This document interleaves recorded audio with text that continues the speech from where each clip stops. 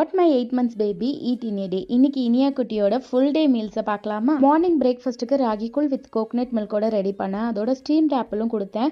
Teething ஸ்டேஜில் இருக்கிறதுனால steamed apple சீவிங் ப்ராக்டிஸ்க்கு கொஞ்சம் ஹெல்ப் பண்ணும்.